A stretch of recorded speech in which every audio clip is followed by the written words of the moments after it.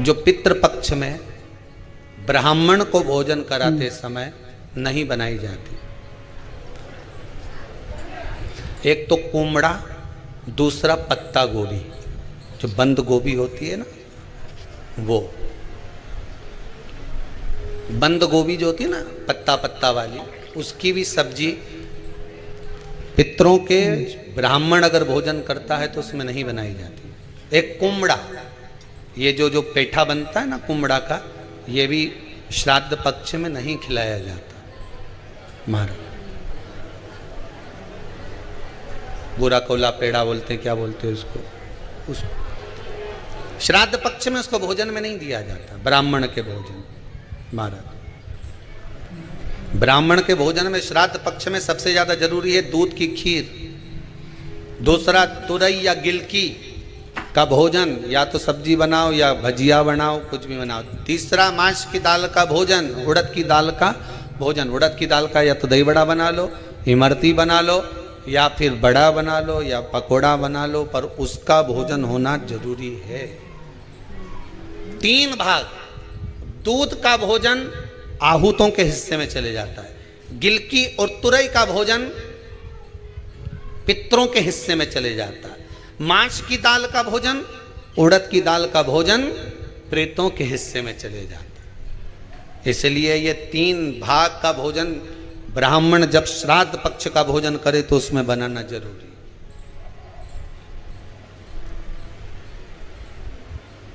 बहुत जरूरी। आपके यहां जब श्राद्ध हो भोजन अवश्य। कई लोग कहते हैं गुरुदेव जब हम गया जी से आ जाएं तो क्या ब्राह्मण भोजन कराना जरूरी है? क्यों नहीं, कराओ, क्यों नहीं करा? क्या गाय की रोटी निकालना जरूरी है? स्वान की रोटी निकालना जरूरी है? कौवे की रोटी निकालना जरूरी है? हम कहते हैं अगर श्राद्ध गया जी का हो गया तो भले कौवे की मत निकालो, पर गाय की, स्वान की, ब्राह्मण जन की भोजन प्रसाद जरूरी है। देखिए जब ज्यादा घर में पितृदोष हो ना, ऐसा लगे कि पितृदोष बहुत ज्यादा है, 1 रुपये कमा रहे हैं, 1.25 रुपये खर्च हो रहा है, हाथ में पैसा नहीं टिक रहा, दुकान 4 दिन अच्छी चल रही है, फिर व्यापार डाउन हो जाता है, कोई पैसा लेकर भग गया, नहीं दे रहा, कहीं कर्जा मात्रा बढ़ गई है, ये पितृदोष के लक्षण है कुछ। इसमें आपके घर में जो भी रुद्राक्ष पड़ा हो, जो भी रुद्राक्ष रखा हो, क्योंकि संभाल के तो आप रखते नहीं, पटक देते हो यहां, जो भी रुद्राक्ष आपके घर में रखा हुआ, एक पानी के पात्र में उस रुद्राक्ष को डाल दीजिए, उसमें 1 चावल का दाना डाल दीजिए। महाराज परिंदा जहां होता है, मटका, हंडा या रसोई घर में आपका जो पानी भरने का स्थान होता है, जिसको आरो वारो क्या क्या लगा के रखते हो, उसी के कहीं पास में उस कलश को रख दीजिए, ऊपर से उसको ढक दीजिए। शाम के समय, सुबह रखा 10 बजे से 12 बजे के बीच में, शाम के समय प्रदोष काल में भगवान शंकर का नाम स्मरण कर कर, ओम नमः शिवाय बोलकर, श्री शिवाय नमस्तुभ्यम बोलकर, या महामृत्युंजय मंत्र का स्मरण कर कर, या गायत्री मंत्र का स्मरण कर कर, जो मंत्र आपकी बुद्धि में, विवेक में समाहित हो, उस मंत्र का नाम लेकर राम कृष्ण हरि जो बोल सकते हो, एक घी का दिया अवश्य प्रज्वलित करें, लंबी बाती का। कौन सी बाती का? फूल बत्ती का नहीं, गोल बत्ती का नहीं, लंबी बाती का। बत्ती का मुख दक्षिण की ओर, कहां पर होना चाहिए? दक्षिण की ओर, ना पूरब, ना पश्चिम, ना उत्तर। बत्ती का मुख कहां हो? दक्षिण की ओर। जैसे श्राद्ध पक्ष में ब्राह्मण को जब भोजन कराते हैं तो ब्राह्मण का मुख श्राद्ध पक्ष के भोजन कराते समय अगर पूरब, पश्चिम और उत्तर का होता है तो श्राद्ध के भोजन का फल नहीं मिलता।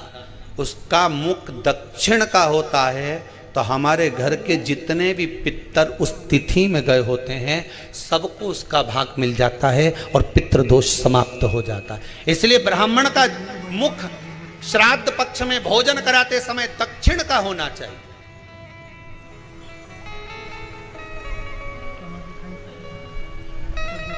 ब्राह्मण का मुख दक्षिण का।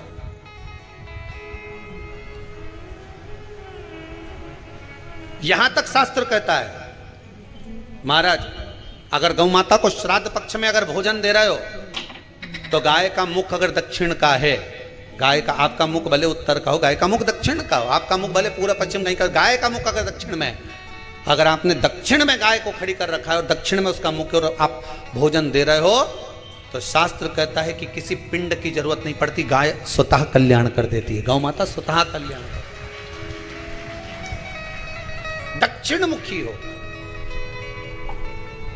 तो दिए की जो बाती का मुख कहां होना चाहिए? दक्षिण का। और दक्षिण का मुख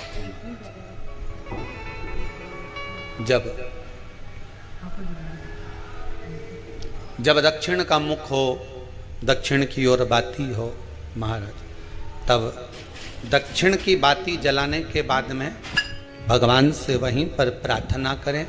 जो कलश रखा है उसके ऊपर जो प्लेट रखी है, ढाका गया है, वहाँ अपना सीधा हाथ रखें और अपने पूर्वजों का, अपने पितरों का स्मरण करें कि मेरे धन को लेकर कोई चले गया, मेरा व्यापार ऐसा चल रहा है, मेरा घर में बच्चों का विवाह नहीं हो रहा, या घर में इतनी अशांति है या तकलीफ है या कष्ट है, ये सब का स्मरण कर कर उस कलश को रात्रि भर रखे रहने दें।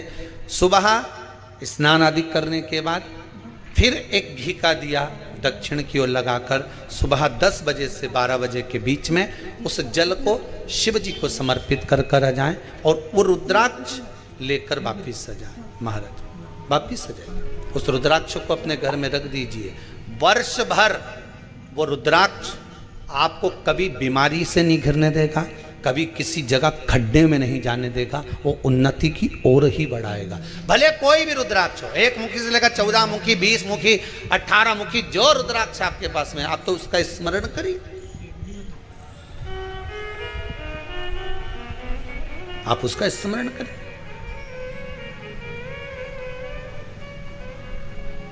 रुद्राक्ष का जल शिव को समर्पित करें। पितरों के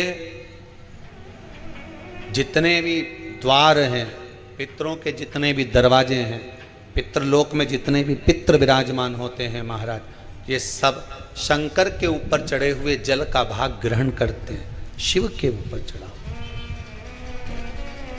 33 कोटि देवताओं में से कोई एक देवता ऐसा बता दो जिसको काली तिल्ली चढ़ती हो, काली मिर्च चढ़ती हो, सारे वृक्षों की पत्तियां चढ़ती हों, सब तरह के पुष्प चढ़ते हों, दुर्वा भी चढ़ती हो, बेलपत्र भी चढ़ता हो, आँख का पुष्प भी चढ़ता हो, धतूरा भी चढ़ता हो, जिसको भांग आदि भी चढ़ती हो, तुलसी की मंजरी भी चढ़ती हो।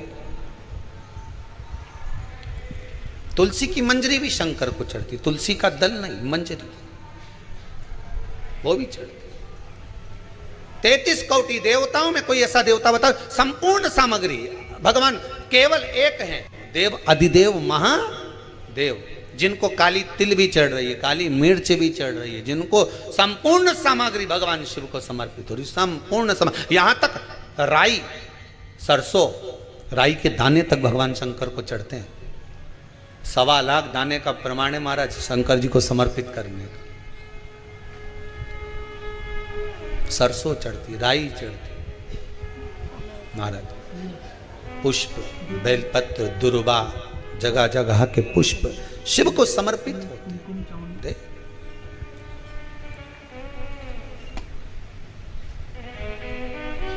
पितृ, जब शंकर भगवान को जल चढ़ाया जाता है 16 श्राद्ध पक्ष में, 16 दिन श्राद्ध के जब हम भगवान शंकर को जल समर्पित करते हैं तो उसका भाग हमारे पितरों को प्राप्त होता है।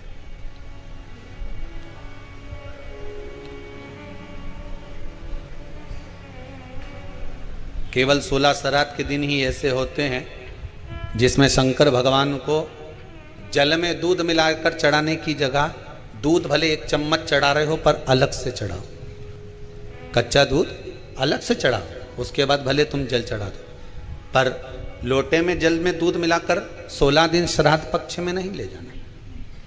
भले 1 चम्मच दूध लेकर जाओ, 1 कटोरी दूध लेकर जाओ, पर कच्चा दूध अलग से लेकर जाओ, शंकर भगवान को अलग से चढ़ाओ। क्योंकि 16 दिन श्राद्ध पक्ष के जब भगवान शंकर को दूध और जल चढ़ाया जाता है, वो हमारे पितरों के खाते में चला जाता है, हमारे पितरों को उसका भाग मिलता है। इसलिए शंकर भगवान को कच्चा दूध भी चढ़ाओ तो पानी में मिलाकर नहीं, एक अलग से 1 चम्मच ले जाओ, भले फिर शिव जी को चढ़ा दो, भले एक छोटा सा कटोरी में ले गए चढ़ा दिया, जल ले गए चढ़ा दिया।